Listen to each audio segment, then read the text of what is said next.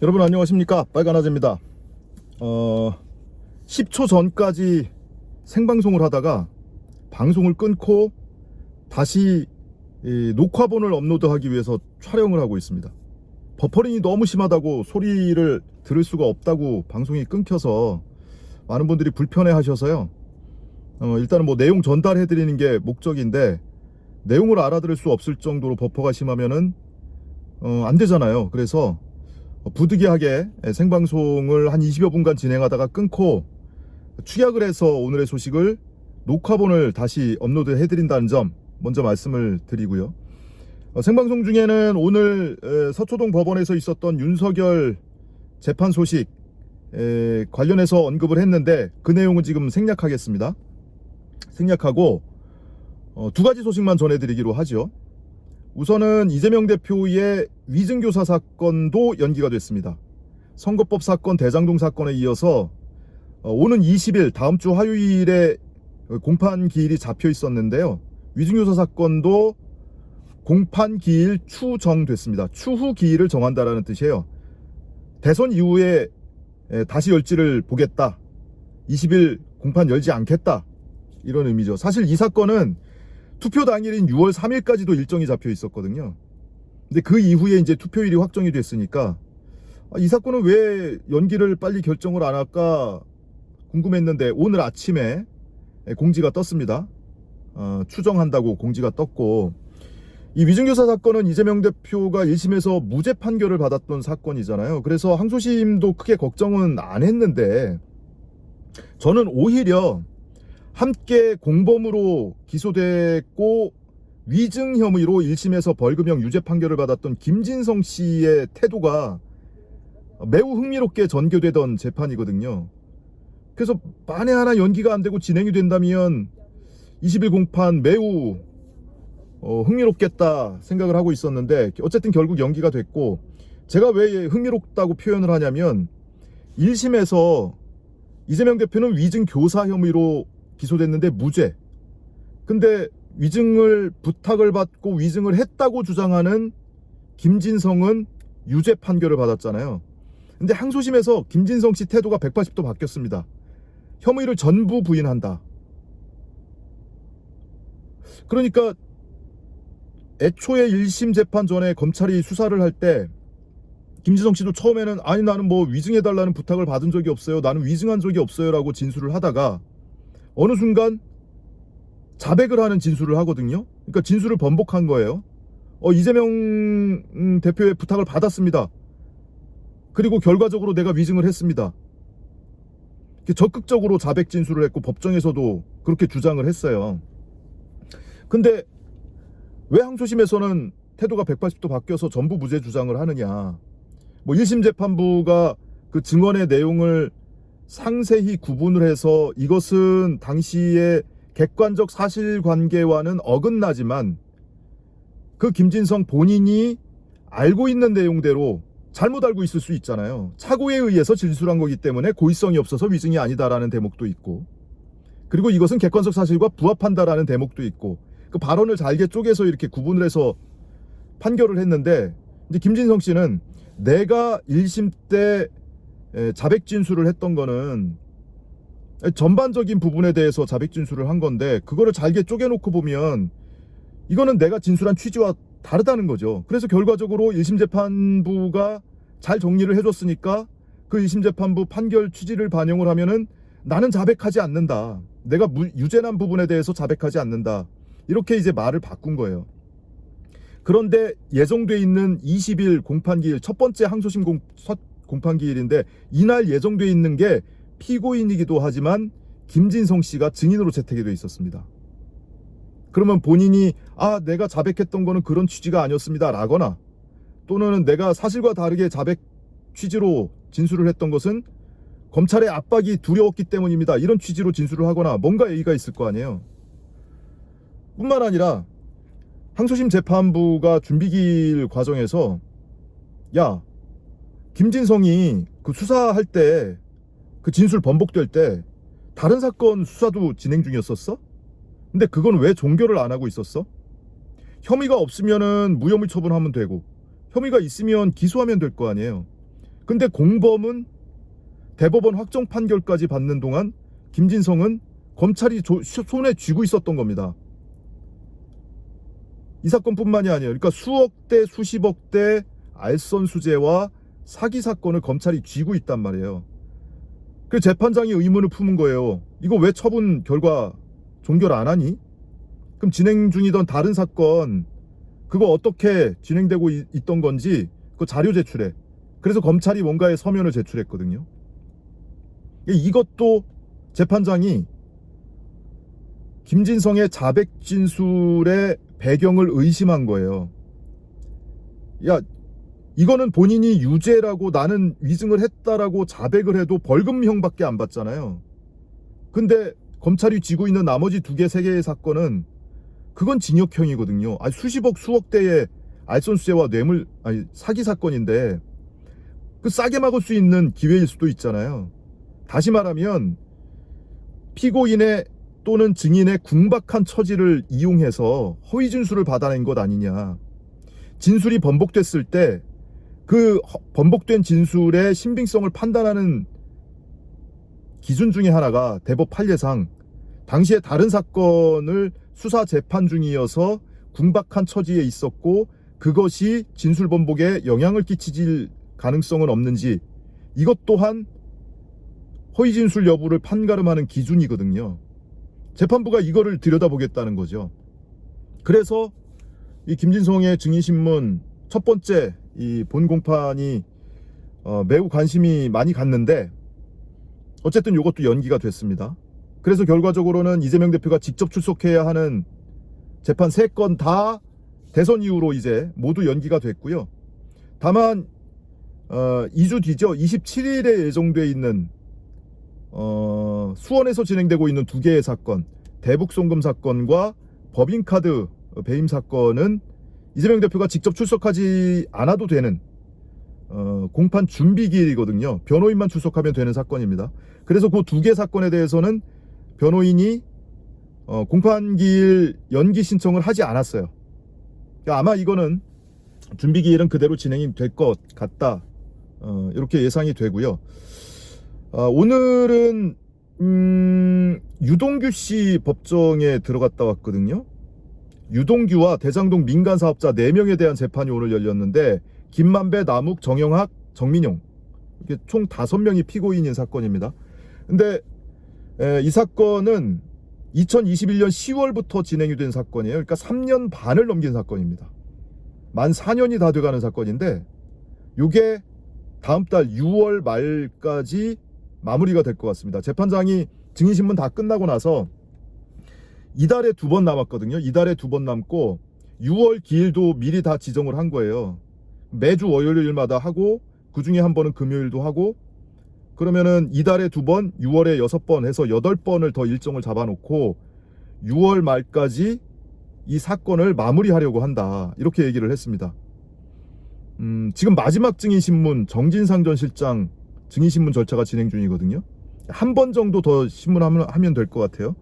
그러고 나서 뭐 증거 정리하고 뭐 새로 제출한 뭐 녹음 파일 증거 조사하고, 그리고 필요하면은 피고인 신문도 하고, 이런 절차를 하고 6월에 마무리 짓겠다는 거예요. 마무리 짓겠다고 하는데 피고인 신문 할 거니 말 거니 했더니 검찰이 유동규에 대해서 피고인 신문을 하겠다라고 하면서 뭐냐면은 유동규는 범행 일체를 자백하고 있어서 뭐 양형 관련해서라도 피고인 신문을 하겠다라는 겁니다. 이 얘기는 무슨 얘기냐면 유동규는 우리한테 협조하고 있잖아. 그래서 유동규의 죄를 덜어주는 방향으로 우리가 신문을 좀 하겠어. 저는 이렇게 들렸어요.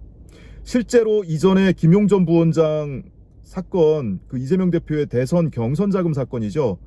그 사건에서 유동규 씨 같이 재판을 받았는데 검찰이 뭐라고 합니까? 마지막에 구형하면서 유동규에 대해서는 유동규 피고인은 진실을 마주한 용기 있는 사람으로 기억되길 바라는 검찰의 마음이 담겨 있습니다.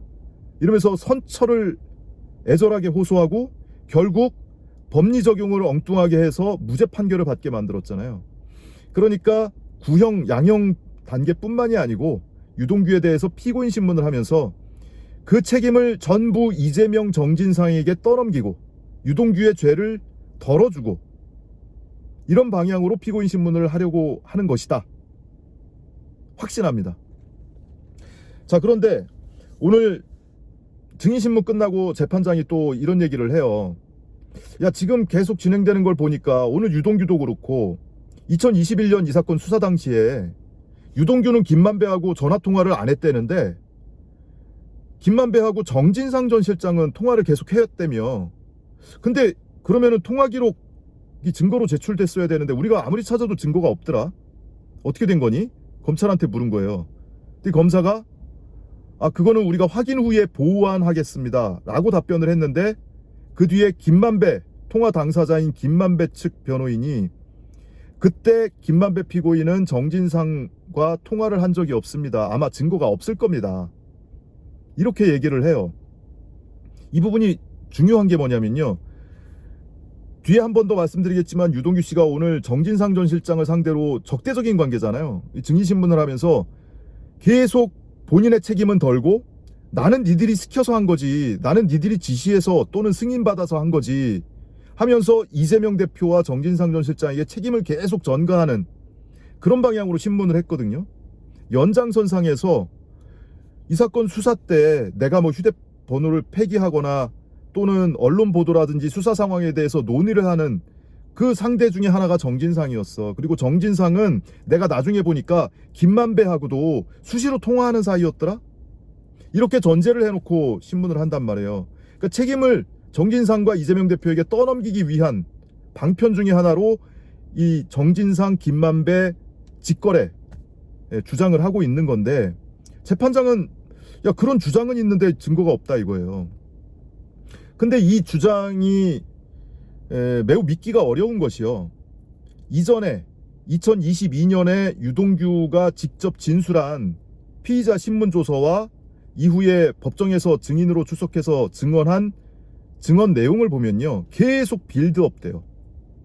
처음에는 뭐 김만배하고 정진상하고 둘이 통화한 내용은 아예 나오지도 않아요.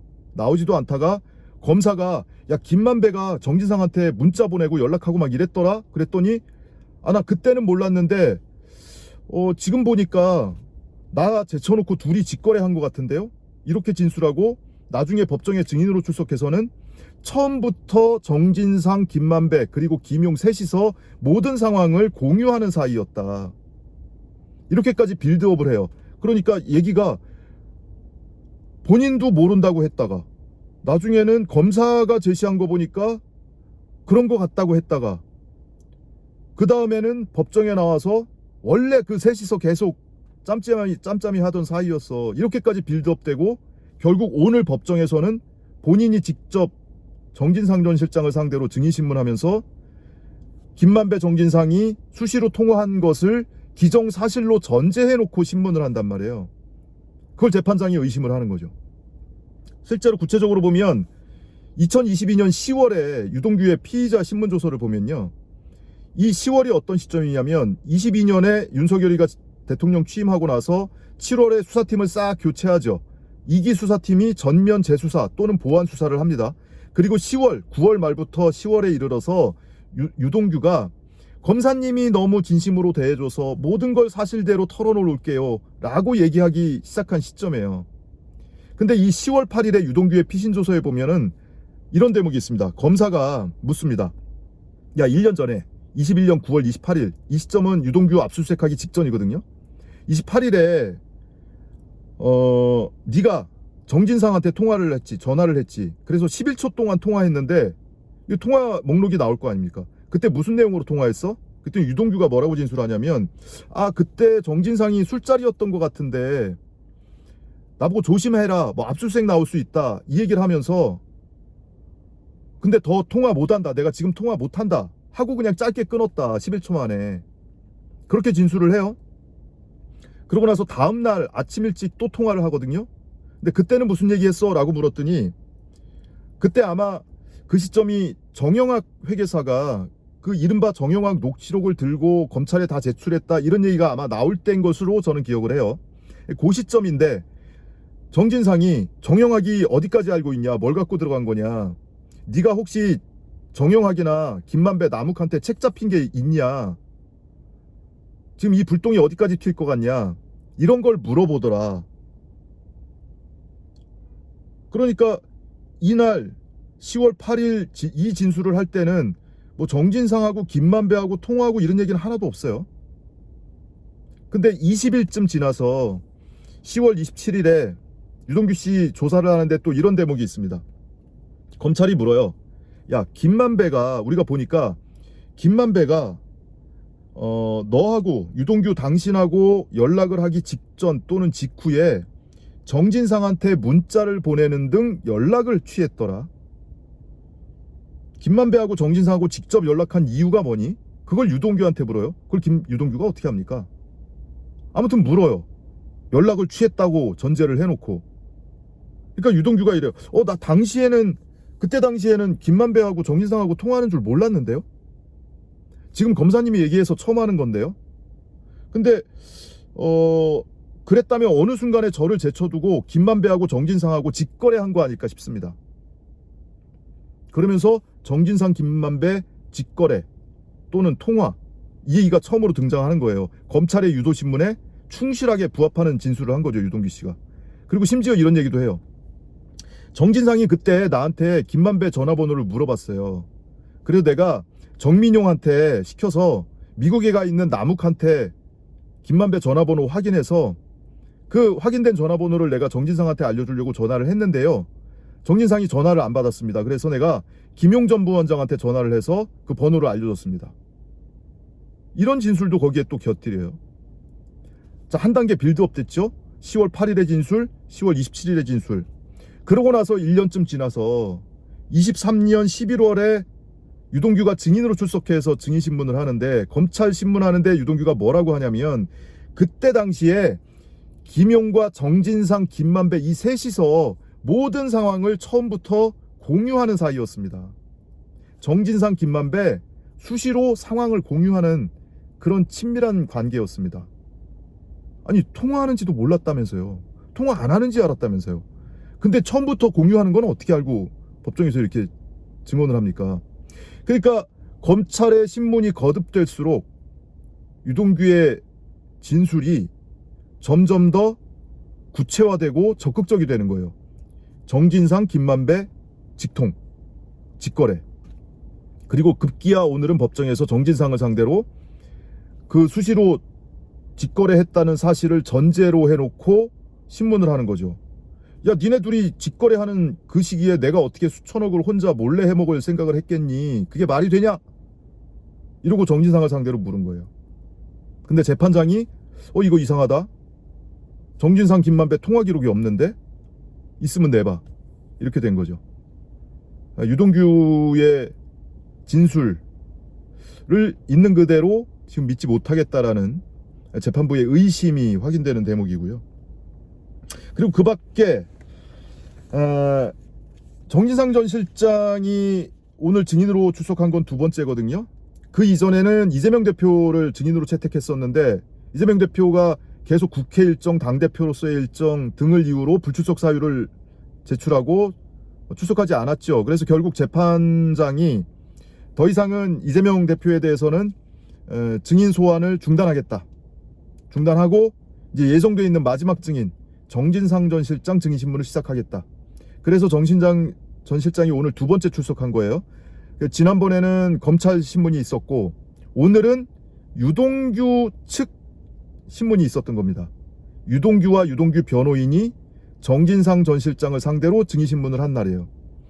이전에 이재명 대표와 정진상 전 실장 법정에서 유동규가 마치 벼르는 듯이 니들 내 법정에 증인으로 나오기만 해봐, 내가 가만두나 봐, 이런 태도로 아주 벼르고 있었거든요, 대놓고. 근데 그래서 그런지 뭐 중간중간에 변호인이 신문하는 와중에 유동규 씨가 직접 정진상 전 실장을 상대로 한 3차례 정도 신문을 하기는 해요. 이들의 신문 방향은 뭐냐면요, 한마디로 정리를 하면 이재명과 정진상이 대장동 배임 사건의 주범이야, 유동규는 종범이야, 혼자 결정한 게 아니고 보고하고 지시받고 승인받고 했던 팔다리에 불과해, 그걸 유동규가 할 권한이 있냐? 이런 방향으로 신문을 이어갔습니다. 유동규도 마찬가지 그런 맥락에서 정진상 전 실장을 상대로 신문을 했고요. 근데 지난번 검찰 신문 때와 마찬가지로 정진상 전 실장은 이미 대장동 배임 같은 혐의로 별도의 재판을 받고 있고, 그래서 내 형사사건에 영향을 미칠 수 있으므로 증언 거부권을 행사하겠다.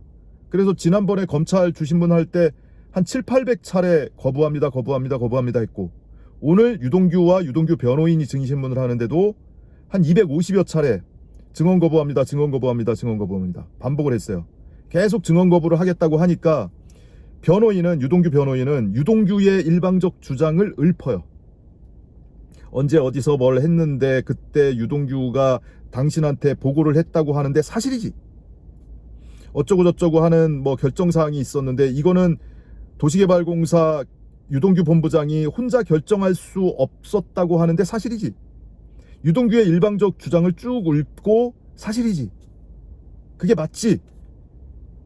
그러니까 증인신문이라고는 하지만 증언 거부권을 이미 예고를 했고 행사하고 있고, 유동규의 일방적인 주장을 재판부에 다시 한번 설명하는 기회로 삼고 있는 거죠. 결국에 정진상 전 실장은 모든 신문사항에 대해서 증언 거부를 했고요. 결국에는 100분 만에 유동규 씨 측 증인신문이 끝났습니다.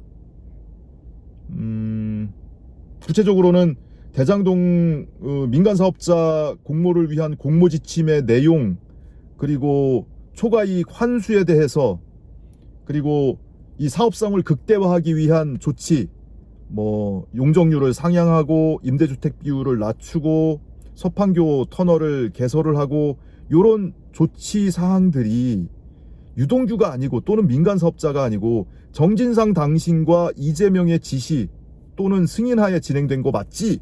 이런 취지로 계속 증인신문을 이어갑니다. 이 변호인 주장대로라면요, 그 대장동 사업은 검찰 주장은 그거잖아요. 대장동에서 민간사업자들이 엄청나게 많은 이익을 벌어갈 수 있게 하기 위해서 임대주택 부지 1822억짜리 임대주택 부지 하나만 고정이익으로 환수하고 나머지를 얼마를 벌어가든 상관 없다고 한 것 아니냐, 이재명이. 그 일공단 공원화 사업에 들어간 2천 몇백억, 그거는 원래 뭐 무상귀속을 받거나 아니면 기부 체납을 받는 거고, 그게 무슨 공익환수는 아니고, 그리고 그 밖에 뭐 배수지라든지 터널 비용이라든지 지하주차장이라든지 이런 걸 총 공익환수를 해서 5,503억 원을 환수를 했다고 이재명 대표는 주장하고 있는데, 검찰은 임대주택 부지 1,822억 그거 하나만 환수를 했고 나머지는 다 민간사업자들 수익으로 벌어가게 만든 것 아니냐, 이런 주장을 펴고 있죠. 근데 그 임대주택 부지마저도 유동규가 가서 받아온 거 아니냐, 민간업자들한테 니들 얼마 남을 것 같냐 하니까 정영하게 한 4~5천억 남을 것 같아요 했더니, 유동규가 야 니네 너무 많이 남아, 안 돼, 그러면 그거 뭘 더 내놔 해서 임대주택 부지를 유동규가 받아온 거고, 이재명 정진상은 그 임대주택 부지 받아오는 것 외에 어떠한 초과이익 환수에도 관심을 보이지 않았던 것 아니냐, 그래서 민간사업자들이 수익을 다 벌어갈 수 있게 만들어준 것 아니냐, 이런 주장을 하는 거예요. 근데 실제로 일공단 공원화, 그리고 그 지하주차장 개설, 배수지 또는 터널, 이렇게 해서 5,500억 원이 넘는 공익환수를 한 것은 싹 무시하고, 오로지 야 유동규는 노력했어, 수익 얻어오려고. 근데 이재명 정진상은 관심도 없었지. 그래서 민간업자들한테 수익 몰아줬지. 그리고 중간중간에 있었던 공모지침 내용이라든지 초과이익 환수라든지 또는 수익 극대화 조치라든지 이 단계마다의 모든 사항들은 유동규 혼자 결정할 수 있는 건 없었지. 다 보고했지. 다 승인한 거지. 이렇게 이재명 정진상에게 책임을 전가하는 방향으로. 왜냐하면 유동규는 본인의 혐의를 무죄를 다투고 있지 않거든요. 검찰에 전폭적으로 협조를 하면서 대신 다른 걸 얻어내고 있죠. 그러니까 대장동 배임 사건에 있어서는 내가 뭐 그런 행위를 한 건 사실인데 사실은 내 뒤에 이재명 정진상이 있었어. 얘들이 시켜서 한 거야. 그러니까 얘들이 주범이야. 나는 심부름한 종범에 불과해. 이런 주장을 지금 증인신문을 통해서도 하고 있는 겁니다. 자, 이렇게 지금 오늘 재판이 진행이 됐고요. 정진상 전 실장도 예정된 것보다 증인신문이 좀 축약됐어요. 그래서 다음 기회에 한 번 정도만 더 나오면 될 것 같아요. 그러고 나면 이 각 피고인들이 피고인 측 증인 신청할 거 있냐 재판장이 물었는데 유동규, 김만배, 남욱, 정영학, 정민용 전부 다 우리는 계획에는 없는데 한번 다시 생각해 보겠습니다. 이러는 정도고요. 아마 없을 것 같아요. 그리고 피의자 신문 할 거냐, 피고인 신문 할 거냐 물었더니 검찰이 유동규 하겠다. 유동규는 피고인 신문 하겠습니다. 왜냐하면 유동규는 범행 일체를 자백하고 있고 양형에 관련해서도 피고인 신문을 하겠습니다. 이런 취지로 얘기를 하거든요. 양형 관련 피고인 신문? 이게 뭔 얘기냐. 봐주려고 하는 거죠. 유동규 좀 선처해 주세요 라고 얘기를 하려고 하는 거죠. 실제로 유동규가 이미 1심 판결 또 항소심 판결까지 받았던 이재명 대표의 대선 경선 자금 사건, 김용 전 부원장하고 같이 기소됐던 사건이 있잖아요. 남욱한테 돈 받아다가 8억 4,700을 받아다가 그중에 6억을 경선 자금 쓰라고 김용한테 전달했다라는 그 사건. 그 사건 마지막 단계에서 구형, 양형하면서 검찰이 뭐라고 합니까? 유동규에 대해서 구형하면서 유동규 피고인은 진실을 마주한 용기 있는 사람으로 기억되길 바라는 우리 검찰의 마음이 담겨 있습니다. 감안해 주십시오. 선처해 주십시오. 재판장한테 이렇게 호소를 하고 결국 유동규에 대해서는 고의적으로 법 적용을 잘못해서 사실관계가 인정되는데도 무죄 판결을 받게 만들어줬잖아요. 근데 이 사건도 마찬가지죠. 유동규 없었으면은 김용, 정진상 구속도 못했고 이재명 대표 기소도 못했고 유동규가 특급 도우미 아닙니까? 그러니까 구형 단계는 물론이고 그 이전에 피고인 신문을 통해서도 유동규의 죄를 덜어주고 최대한 선처를 해주려는 방향으로 신문을 하겠다라는 의사를 오늘 내비친 겁니다. 아무튼 이런 절차들을 거쳐서 2021년 10월부터 지금 4년째 진행되고 있는 이 사건 6월 말까지 종결을 하겠다라는 계획을 재판장이 밝혔고요. 그러면 6월 말이면 이미 대선은 지난 뒤인데 대선 이후에 이 유동규와 민간 사업자들에 대한 이 사건이 제일 굵직한 사건이거든요. 대장동 본류 사건이라고 부릅니다. 그래서 이 사건이 한 9개, 사건 번호로 한 9개가 사건이 병합되어 있는 거예요. 순차적으로 계속 기소를 했으니까 피고인도 여럿이고 유동규만 하더라도 무슨 대장동 배임 있죠. 무슨 478억 받기로 했다라고 428억인가? 그거 받기로 했다라는 부정처사 후 수뢰 그리고 뇌물 그리고 증거인멸 교사 유동규의 혐의만 해도 숱합니다. 9개 사건이 묶여있는 이 사건인데 이제 3년 반을 막 넘겼는데요. 6월 말이면 심리 종결, 변론 종결을 하고 7월 말 8월 경 올 여름에는 1심 판결이 나올 것 같습니다. 과연 그때도 계속해서 검찰은 또 유동규만큼은 또 봐주려고 노력을 하겠죠. 어쨌든 그때는 이미 정권이 바뀐 뒤가 되겠죠. 오늘은 이 생방 중에는 말씀을 드렸는데 지금 이 녹화본에서는 생략을 했는데요. 윤석열 공판도 지금 이 시각에도 진행이 되고 있고 그리고 본격적으로 공식 선거운동 기간이 시작되는 첫날이라서 광화문에서 정말 많은 분들이 나왔더라고요. 이재명 후보 출정식도 하고 그런 소식들 굵직굵직한 소식이 계속 쏟아지고 있는 와중인데요.